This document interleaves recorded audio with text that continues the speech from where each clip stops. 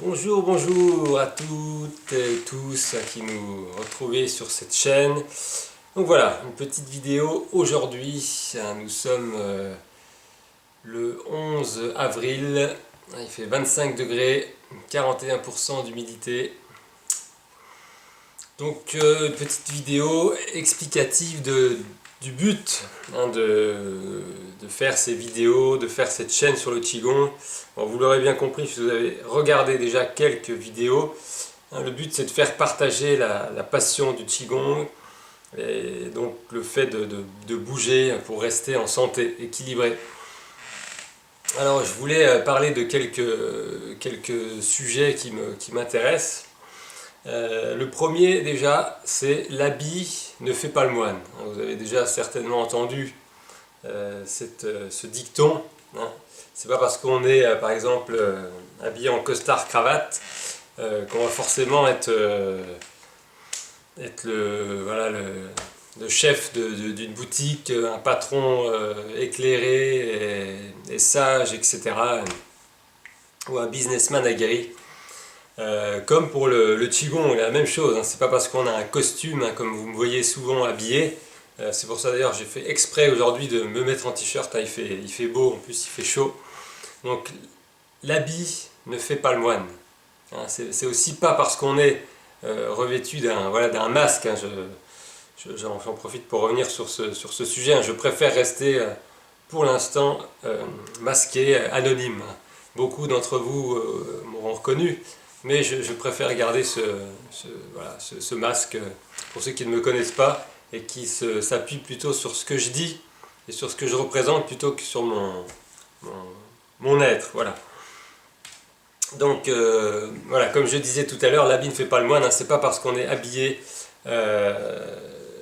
en costume traditionnel pour pratiquer les arts énergétiques qu'on va être forcément un cador ou un maître, comme on appelle ça. Ça n'a rien à voir. D'ailleurs, aussi, c'est pas parce qu'on est un asiatique, un chinois, qui plus est, comme c'est des disciplines qui viennent de là-bas, de Chine, qu'on va forcément être meilleur que les Européens. Bon, bien sûr, les Chinois ont ça dans leur gène, le fait de bouger, donc ils auront un avantage sur nous. Mais c'est pas parce qu'on est asiatique qu'on va forcément être meilleur dans la transmission, meilleur dans la pratique que quelqu'un d'autre sur la planète. Ça, il ne faut pas l'oublier. Voilà, donc ça c'était un premier sujet que je voulais aborder, donc de l'habit qui ne fait pas le moine. Voilà, ensuite une seconde chose qui me tient à cœur en fait, c'est le fait d'être spontané, la spontanéité. C'est quelque chose qui est extraordinaire, la spontanéité dans ce monde dans lequel on vit maintenant.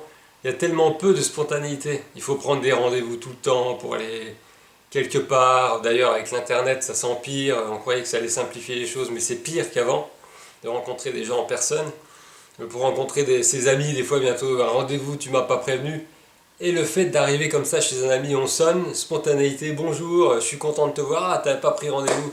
Non, moi c'est un sujet qui me tient beaucoup à cœur et je trouve qu'on manque beaucoup de spontanéité. Et ça c'est une valeur que les Chinois ont toujours, cette spontanéité, que nous avons beaucoup perdu.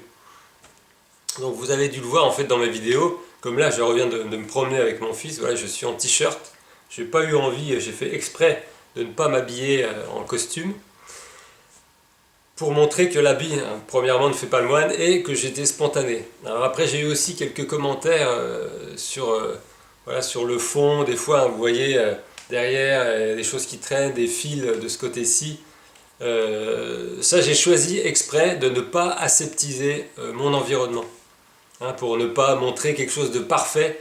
Quand on voit toutes les vidéos YouTube, là, des magnifiques décors, le costume, mais est-ce que le fond derrière est vraiment digne d'intérêt? Je ne sais pas, je ne suis pas là pour juger, mais c'est pour dire un petit peu ma démarche en fait, d'être complètement spontané.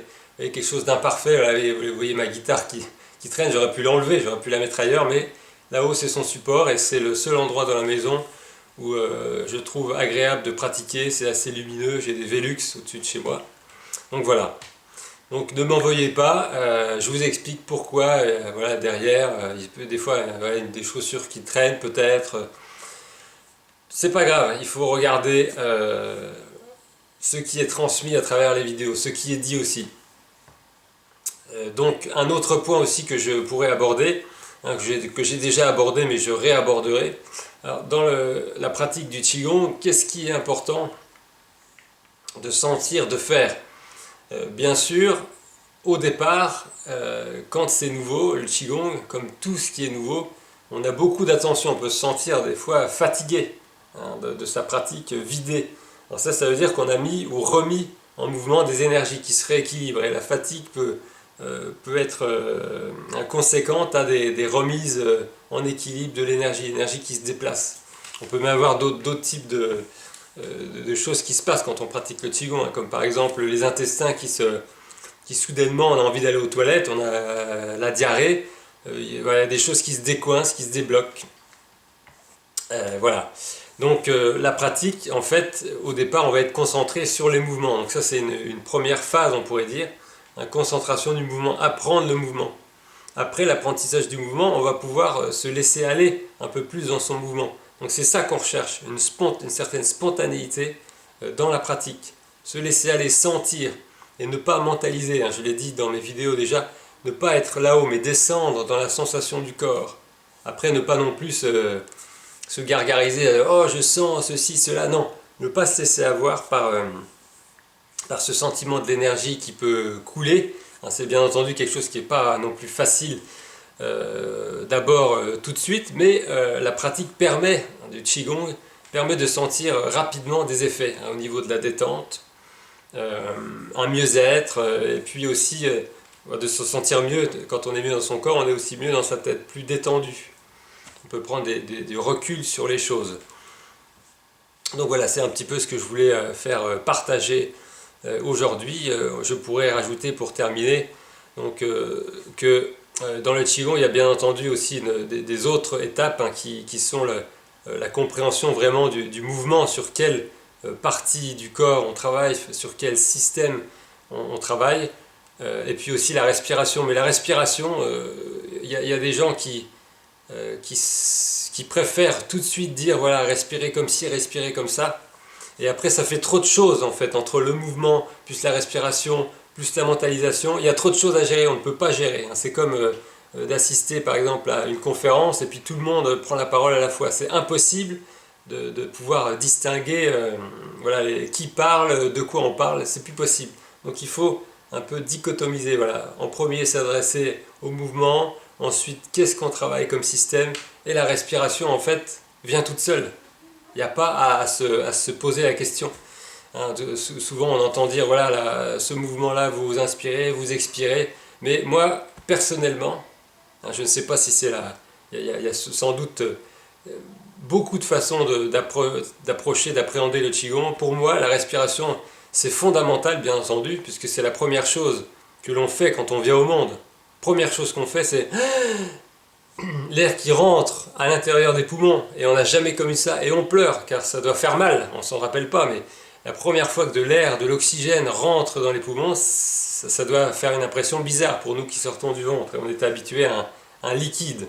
Voilà, donc la respiration primordiale, mais qui s'acquiert au bout d'un moment naturellement, seul, à travailler. Voilà, c'était un petit partage comme ça que je voulais vous faire spontanément. Je vais faire maintenant d'autres vidéos que vous pourrez regarder sur la suite, hein, du Qigong général de santé, si vous voulez.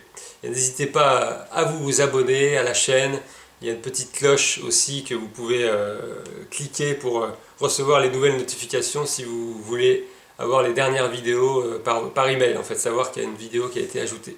Je vous remercie à tous et je vous souhaite un excellent confinement, aussi bon que le mien. Merci.